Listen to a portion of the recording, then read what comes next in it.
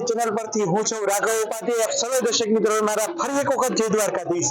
હોળી અને ફૂલવેલનો જે તહેવાર છે તે દ્વારકામાં મનાવવા માટે ભક્તો છે તે આતુર બન્યા છે અને હજારો ભક્તો છે તે પદયાત્રા કરીને પોતાની આસ્થા અને શ્રદ્ધા અનુસાર કાળિયા ઠાકોરને મળવા માટે તે દ્વારકા પહોંચી રહ્યા છે. તો આપણે એવા જ પદયાત્રીઓની મુલાકાત આપણી ચેનલના માધ્યમથી તે લઈશું. તો અમારી સાથે આવી જઈને જોડાયેલા રહો. આપણી સાથે પદયાત્રી જોડાયા છે. ચાલો વધુ વિગત આપણે એમની પાસેથી નહીં જાણીએ. તો અંકલ, તમે ક્યાં ગામથી ચાલીને આવો છો ને કેટલા દિવસ થયા તે જણાવો. અચ્છા, અને તમને કેટલા દિવસ થયા? કાલથી. અચ્છા, અને કેટલા વર્ષ થયા તમે દ્વારકાધીશના દર્શનાર્થે આવો છો તે જણાવો. આ બીજી વખત છે. અચ્છા, ખૂબ ખૂબ ધન્યવાદ તમારો. આપણી સાથે હજી એક યુવા પદયાત્રીઓ જોડાયા છે, તેમની પાસેથી વધુ વિગત જાણીએ. તો તમે ક્યાં ગામથી ચાલીને આવો છો તે જણાવો. અમે રાજકોટ થી આવી છીએ. અચ્છા, અને તમને કેટલા દિવસથી ચાલતા તે જણાવો. 3 દિવસથી આવી છીએ. અચ્છા, અને કેટલા વર્ષોથી તમે પદયાત્રા કરો છો કે ફર્સ્ટ ટાઈમ તે જણાવો. ના, અત્યારે તો ફર્સ્ટ ટાઈમ જ છે. અને ફર્સ્ટ ટાઈમ નો અનુભવ કેવો રહ્યો? બહુ મજા આવી. અને દ્વારકાધીશ થી પ્રત્યે તમારી અતૂટ આસ્થા અને શ્રદ્ધા વિશે કહો. દ્વારકાથી ઠાકર કરે ઠીક. ખૂબ ખૂબ ધન્યવાદ. તમે ક્યાં ગામથી આવો છો? અમે રાજકોટ. અચ્છા, અને કેટલા જણાનું ગ્રુપ છે? 2 જણ. અચ્છા, ઠીક છે. આપણી સાથે એક યુવા પદયાત્રીઓનું ગ્રુપ જોવાનું છે, તો વધુ વિગત ચાલો એમની પાસેથી જાણીએ. તો સૌપ્રથમ તમારી ચેનલમાં સ્વાગત છે. કેટલા દિવસથી ચાલતા તે કહો. અમારે આ ચોથો દી થયો અને રાજકોટ જિલ્લામાંથી અમે આવી અને અમારું આટલું જ ગ્રુપ છે અને કોઈ જાતનો અમને થાક કોઈ લાગ્યો નથી.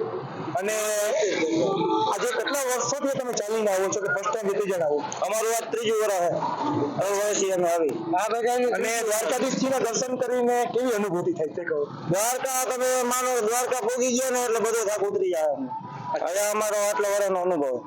ઘણા લોકો છે તે ઘણી આસ્થા શ્રદ્ધા અને માનતાઓની સાથે આવતા હોય છે. તો તમારું આ પદયાત્રા કરીને આવવાનો હેતુ જણાવો. અમારે માનતા તો એવું કોઈ ખાસ નથી, પણ અમે શોખથી આવી 3 વર્ષથી. અચ્છા, અને તમે પદયાત્રા કરીને આવો છો તો એક દ્વારકા તમે આવીને દ્વારકા ગામની અંદર તમને આવા જ માહોલની અંદર તમે આવો છો. આ માહોલ જે તમે માણો છો ને જે રસ્તાની અંદર પણ તમે અનેકો એવા સુવિધાઓ છે, અનેકો ટેમ્પો છે, તેની પણ મુલાકાત લીધી છે. તો તમને આ માહોલ જોઈને કેવું લાગે તે જણાવો. અમે ઘરેથી નીકળ્યા ત્યારથી બહુ સેવા બધી લોકો બહુ સારી કરે છે અને થોડેક આપણે જાય એટલે કોઈ ઠંડા પાય, કોઈ આપણે નાસ્તો કરાવે એ રીતને બધું, અને અમને એ રીતના બધા સેવા પણ સારી કરે અને પગની માલિશ પણ સારી કરી દે અમને. એટલે તમને એક કહેવાય કે સારી આનંદની અનુભૂતિ થઈ. લોકોને અમારી ચેનલના માધ્યમથી શું કહેવા માંગશો? પદયાત્રા કરીને આવો છો તો કઈ કહો. તમે પદયાત્રા કરીને જરૂર આવો. તમે ગમે એટલા પગેથી આવશો તો મારો દ્વારકાનો ઠાકર તમને થાક નહીં લાગવો. તો ખૂબ ખૂબ ધન્યવાદ આપ અમારી સાથે જોડાયા અને માહિતી છે તે જણાવવા બદલ. તો આવા હજારો પદયાત્રીઓ છે તે દ્વારકાધીશના દર્શનાર્થે એમને જય ઘોષની સાથે દ્વારકા પહોંચી રહ્યા છે. ઠાકર ધણી પ્રત્યેની જે આસ્થા અને શ્રદ્ધા છે તે પણ આ પદયાત્રા દરમિયાન તે જોવા મળી રહી છે. આપણી સાથે હજી પણ પદયાત્રીઓ છે તે જોડાતા જાય છે. ચાલો તેમને પાસેથી પણ અનુભવ છે તે જાણીએ. જય દ્વારકાધીશ, જય સ્વામિનારાયણ, જય શ્રી કૃષ્ણ. દ્વારકાધીશની દયા છે ભાઈ, એટલે આ યાત્રા થઈ શકે. એ નાના મોટા બાળકો સર્વે ભાવથી યાત્રા કરે છે, કારણ કે કોઈ પણ માણસ થાકી જાય છે પણ થાક નથી લાગતો. થાક એક પ્રેમનો લાગે છે અને દ્વારકાના દર્શન થાય છે. દર્શન કરીને પાછું લઈને પાછા ઘરે જાય છે. જય દ્વારકાધીશ. ક્યાં ગામથી આવો છો? ભાણવરથી આવી. ભાણવર દેવભૂમિ દ્વારકા, મૂળ વાના હાલ ભાણવર. અચ્છા, અને આ કેટલા વર્ષ? આ 5મી યાત્રા છે. અચ્છા, 5મી યાત્રા છે. અને હજી આગામી કેટલા વર્ષો કે યાત્રા?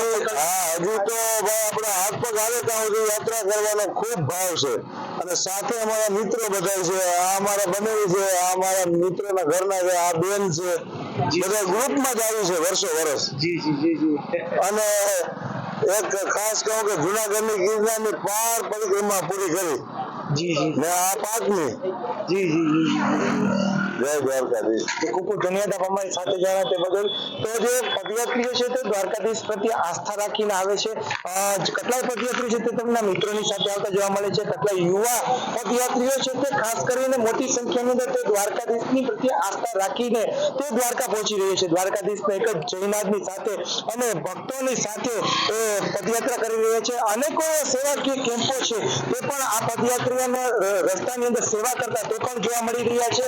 અને અનેકો પ્રકારની સેવાઓ છે તે સ્વયંસેવકો દ્વારા પણ કરવામાં આવી રહી છે.